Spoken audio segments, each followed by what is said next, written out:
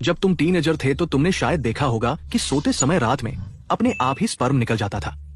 इसे नाइटफॉल कहते हैं। ये इसलिए होता है क्योंकि इस उम्र में प्यूबर्टी शुरू होती है। इस समय टेस्टिकल्स सक्रिय हो जाते हैं।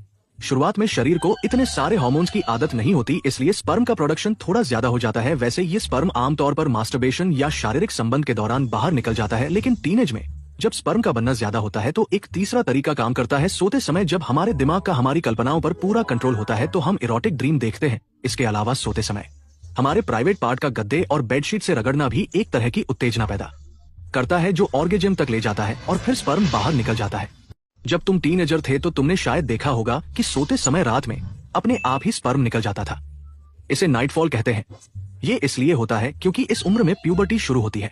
इस समय टेस्टिकल्स सक्रिय हो जाते हैं।